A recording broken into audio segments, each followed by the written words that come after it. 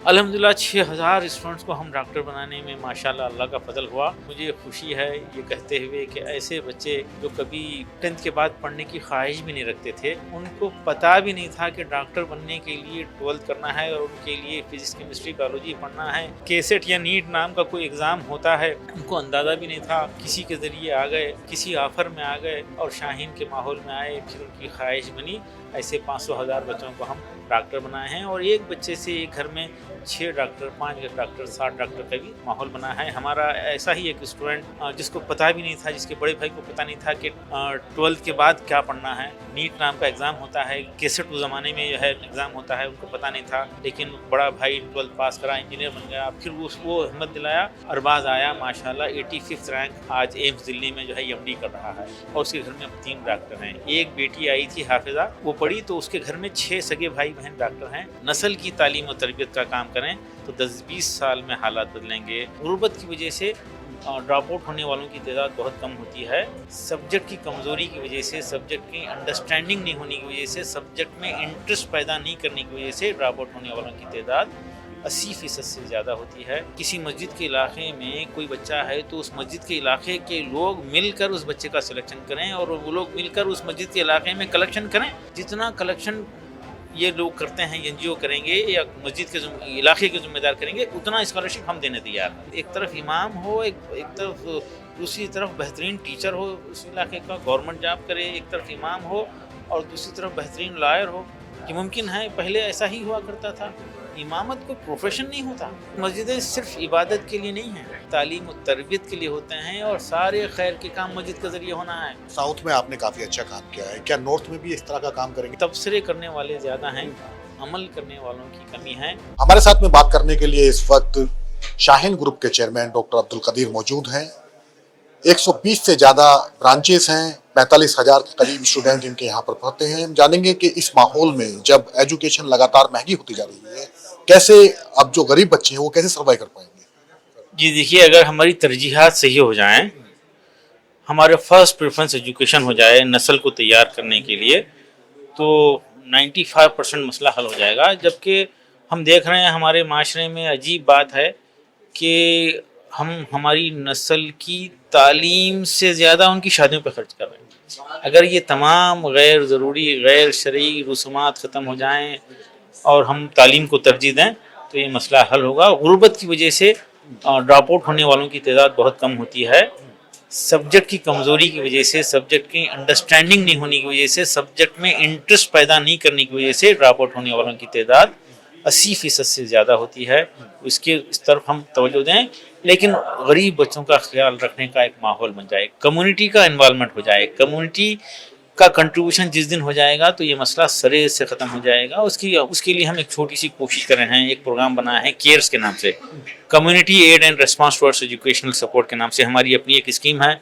हम बोल रहे हैं कि जो है उस इलाके में, किसी मस्जिद के इलाके में कोई बच्चा है तो उस मस्जिद के इलाके के लोग मिलकर उस बच्चे का सिलेक्शन करें और वो लोग मिलकर उस मस्जिद के इलाके में कलेक्शन करें, चंदा जमा करें। चंदा जमा करके किसी इदारे से अप्रोच करें। उम्मीद है कि जो कलेक्शन होगा उसमें उसकी बच्चे की तालीम का इंतज़ाम हो जाएगा। हम जो है जितना कलेक्शन ये लोग करते हैं, NGO करेंगे या मस्जिद के इलाके के ज़िम्मेदार करेंगे, उतना स्कॉलरशिप हम देने तैयार हैं। और साथ ही साथ यतीम बच्चों के लिए हमारी जो भी फीस होती है उसका 50% स्कॉलरशिप हम देते हैं। 50% समाज की तरफ से या उनके ज़िम्मेदारों की तरफ से आ जाए।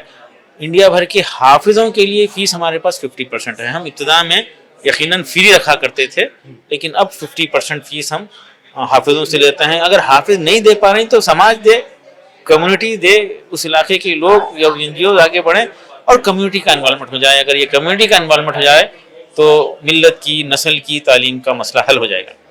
अच्छा सर, एक बात बताइए, जो मदरसे के पास आउट बच्चे हैं वो कहीं जॉब पर अगर जाते हैं, जो भी यानी कि मस्जिद में इमामत करेंगे या किसी मदरसे में जाकर के पढ़ाएंगे, वहाँ वो 15 से 20 हज़ार रुपये की सैलरी उन्हें मैक्सिमम मिलती है। तो इतनी सैलरी में संभव है कि क्या वो अपनी नीट की तैयारी कर सकें? देखिए, नीट की तैयारी जाकर जॉब करने वालों के लिए नीट की तैयारी के लिए कोई प्रोविजन नहीं है और हम उसका मशवरा भी नहीं देंगे। आप बता रहे हैं कि सैलरी कम होती है, सैलरी कितनी होना चाहिए? اس مسجد کے علاقے کے لوگوں کی ایوریج آمدنی کتنی ہوتی ہے وہ دیکھ لینا، سروے کر لینا، اتنی سیلری دینا اس مسجد کے علاقے کے عوام کی ذمہ داری ہے، فرض ہے، جو ہے ان کو جو ہے بس 12-15 ہزار روپے دے دینا اور وہ ہمیشہ مجبور رہنا.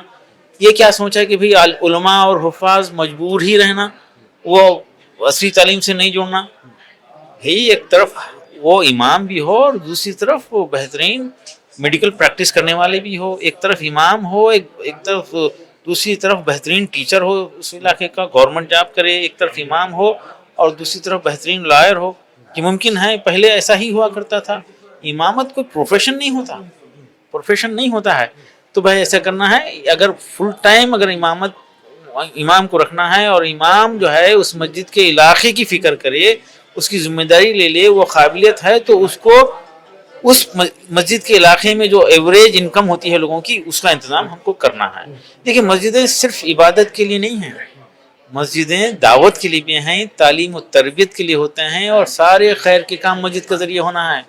وہ امام صاحب اس مسجد کے علاقے کے غربا کو آئیڈینٹیفائی کر کے ان کی مدد کرنے والے ہونا ہے. اس مسجد کے علاقے میں کوئی بھیک مانگنے پہ مجبور ہے تو امام صاحب اس مسجد کے علاقے کے لوگوں کے تعاون سے واقعی مجبور آدمی ہے تو گھر بیٹھے اس کی ضرورت کو، ہر قسم کی ضرورت کو پورا کرنے کا ذمہ داری لیں. یہ امام صاحب اس کو آرگنائز کریں. دیکھیے پروفیشنل بھیک مانگنا اسلام میں حرام ہے، اور پروفیشنل بھیک مانگنے والوں کو بھیک دینا شرعاً گناہ ہے. بھئی کوئی حرام کام کر رہا ہے اور اس کو حرام کام کرنے میں مدد کر رہا ہے، یعنی بھیک دے رہا ہے، تو ظاہر ہے وہ گناہ ہے. یہ ٹرینڈ ختم ہو جائے. ہماری مسجد کا علاقہ بھیک مانگنے والوں سے پاک ہے. ہماری مسجد کا علاقہ میں ڈرگس کا استعمال نہیں ہوتا. ہماری مسجد کے علاقے میں رات میں 2 بجے تک جاگنے گھومنے پھرنے والا کوئی بچہ نہیں ہے. یہ کوشش کریں. ہماری مسجد کے علاقے میں برادران وطن سے اچھے تعلقات ہیں، اچھے تعلقات ہیں، اور مسلکی اختلافات ہماری مسجد کے علاقے میں نہیں ہیں. معاشرتی برائی کو مسجد کے ذمہ دار، مسجد کے علاقے کے ذمہ دار اس مسجد کے علاقے میں ختم کریں. یہ کانسیپٹ کے ساتھ امام کو فل ٹائم اپوائنٹ کریں. اگر یہ امام صاحب یہ سب مینیج کرنے کی صلاحیت رکھتے ہیں تو ان کو سیلری جو ہے اس مسجد کے علاقے کی جو اوسط آمدنی ہے اس کا انتظام کرنا بھی اس مسجد کے علاقے کے پورے رہنے والوں کی یہ فرض ہے، ذمہ داری ہے. میں اس بات کو ملک بھر میں گھوم پھر کر لوگوں کے سامنے ریکویسٹ کرنا چاہ رہا ہوں. اچھا، ساؤتھ میں آپ نے کافی اچھا کام کیا ہے، کیا نارتھ میں بھی اس طرح کا کام کریں گے جس طرح ساؤتھ میں آپ نے ایک بڑا ادارہ قائم کیا ہوا ہے بیدر میں؟ کیا ایسے ادارے اتر پردیش یا مدھیہ پردیش، راجستھان جیسے علاقوں میں بھی کریں گے؟ یہ بالکل ممکن ہے، ہو سکتا ہے. Bidar educationally backward minority concentrated district, جہاں پہ پڑھائی کا ماحول نہیں تھا، چھوٹی سی کوششوں کے نتیجے میں ماشاءاللہ دنیا بھر سے بچے آ رہے ہیں، دنیا بھر سے آ رہے ہیں. ماشاءاللہ یہاں پہ طاقتور لوگ ہیں، اللہ نے دیا ہے، صلاحیت ہے. لیکن ایک کمزوری جو میں محسوس کر رہا ہوں وہ یہ کہ تبصرے کرنے والے زیادہ ہیں، عمل کرنے والوں کی کمی ہے. چھوٹا کام لیں، اسٹیپ لیں، تبصرے کرتے بیٹھنا ختم کریں، ماحول کو بنائیں. اور دیکھیے کوشش کرنا ہمارا کام ہے. اللہ جو ہے نتائج کی بنیاد پر جو ہے ثواب دینے والا نہیں. نیت کو ٹھیک رکھنا ہے اور اس کے لیے سخت محنت کرنا ہے. نوجوان آگے بڑھ کر اداروں کی طرف ادارے شروع کریں اور عوام اداروں کو سپورٹ کرنے کا ماحول بنائیں، سپورٹ کریں، اچھے ماحول والے ادارے شروع کریں. اور ہماری خواہش ہے کہ شاہین جیسے، شاہین کے کلچر کے، شاہین کے سائز کے ہمارے اس ملک کے عزیز میں 500 اگر ادارے ہو جائیں تو انشاءاللہ نسل کا مسئلہ حل ہو جائے گا. اچھا، ایک آخری سوال ہے، اب تک کتنے MBBS ڈاکٹر آپ کے یہاں سے بن کر کے نکلے؟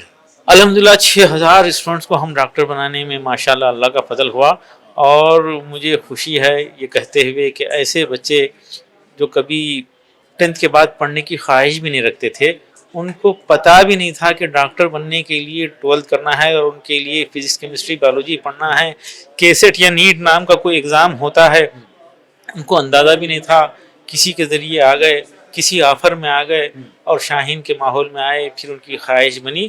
ایسے 500,000 بچوں کو ہم ڈاکٹر بنائے ہیں، اور ایک بچے سے ایک گھر میں 6 ڈاکٹر، 5 ڈاکٹر، 7 ڈاکٹر کا بھی ماحول بنا ہے. ہمارا ایسا ہی ایک اسٹوڈنٹ جس کو پتہ بھی نہیں تھا، جس کے بڑے بھائی کو پتہ نہیں تھا کہ 12th کے بعد کیا پڑھنا ہے، نیٹ نام کا ایگزام ہوتا ہے، کیسٹ اس زمانے میں جو ہے ایگزام ہوتا ہے، ان کو پتہ نہیں تھا.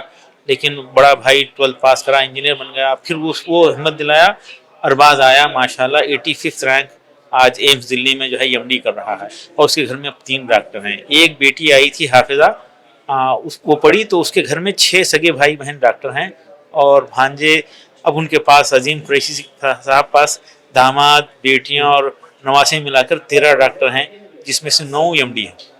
اچھا, سرکار اور سماج سے کیا ڈیمانڈ ہے دونوں سے؟ دیکھیے سماج سے یہی ڈیمانڈ, ہماری خواہش ہے, ریکویسٹ ہے کہ شادیوں میں فضول خرچی ختم کریں. وہ سماج ترقی نہیں کر سکتا جو اپنی اولاد کی تعلیم سے زیادہ اس کی شادیوں پہ خرچ کرتا ہے, جبکہ بہترین نکاح وہ ہے جس میں کم خرچ ہو. بہترین کا اپوزٹ بدترین, کم خرچ کا اپوزٹ زیادہ. ایسے نکاح میں جا کر کھانا, مسکرانا, مبارکباد دینا بھی گناہ ہے. اس بات کو سنجیدگی سے لیں. لڑکی کے والد کا خرچ ختم ہو جائے تاکہ یہ بابرکت نکاح ہو جائے جس کا نسلوں پہ اثر ہوتا ہے. اور وہ کون سی سنت ہے جو لوگوں کو دکھانے کے لیے ہوتی ہے؟ جس کو میری سنت کہا گیا, اس سنت کا مذاق کھلواڑ ہو رہا ہے, کھلے عام جو ہے کھلواڑ ہو رہا ہے. افسوس ہے, لوگوں کو دکھانے کے لیے خرچ ہو رہا ہے. بالکل سنت کی 100% مخالفت. سنت سادگی سے کرو بلکہ ہے تو نہیں ہم دکھاوا کریں گے, کم خرچ کرو تو ہم زیادہ خرچ کریں گے. عجیب و غریب ہے. میں مثال دیتا ہوں, کپڑا پھٹ جائے تو سی کر پہننا چاہیے, کچھ لوگ پھاڑ کر پہن رہے ہیں, اس کے لیے 200-300 روپے زیادہ دے رہے ہیں. کپڑا پہننے کے لیے ہوتا ہے, چپکانے کے لیے نہیں ہوتا. پتہ نہیں نانا دادا نصیحت نہیں کر رہے, وہ لیگنس نام کی بیماری گھر گھر پہنچ جا رہی. تو معاشرے کی برائی کو برائی بولنے کا ماحول بنے. وہ کوئی مذہب جو ہے برائی کو برائی ہوتے ہوئے دیکھ کر خاموش بیٹھنے کی تائید نہیں کرتا. اسلام میں تو حکم ہے کہ پہلا حق تو یہ ہے کہ ہاتھ سے روکو برائی کو, اور دوسرا جو ہے کہ زبان سے بولو, تیسرا دل میں تو اس کو برا سمجھو اور خواہش رکھو کہ اللہ طاقت دے اور میں اس برائی کو روکوں. سرکار سے کیا مانگیں؟ سرکار سے مانگنے والے مانگ رہے ہیں, مانگنا بھی چاہیے. ہم مانگ کیا, ہمارا حق ہے, وہ حق جو ہے مل جائے کافی ہے. لیکن اب ہم زیادہ ڈیپینڈ ہوئے بغیر 2 قدم پیچھے ہٹیں اور نسل کو بنائیں, نسل کی تعلیم و تربیت کا کام کریں تو 10-20 سال میں حالات بدلیں گے. اور قوموں کی زندگی میں 10-20 سال, 25 سال, 50 سال کو ہی وقت بولتے ہیں. ذرا پیچھے ہٹیں, نسل کو بنائیں, اور یہ نسل کو دائی بنائیں, یہ نسل کو دینے والی بنائیں. تو دنیا جو ہے لائن میں ٹھہرنے کے لیے تیار ہو جائے گی, اور دنیا قدر کرے گی, حالات بدلیں گے. بہت بہت شکریہ ہم سے بات کرنے کے لیے. ڈاکٹر عبدالقدیر جو شاہین گروپ کے چیئرمین ہیں, ہم سے بات کر رہے تھے. 45,000 سے زیادہ بچے ان کے جو سنستھان ہے اس میں پڑھتے ہیں, 120 سے زیادہ اس کے برانچز ہیں, اور 6,000 کے قریب MBBS ڈاکٹر ان کے سنستھان سے پڑھ کر نکلے ہیں. سماج کو ایک نئی دشا, دنیاوی اور دینی تعلیم کیسے ایک ساتھ لے کر چلا جائے, یہ ڈاکٹر عبدالقدیر سے سیکھنے کو ملتا ہے.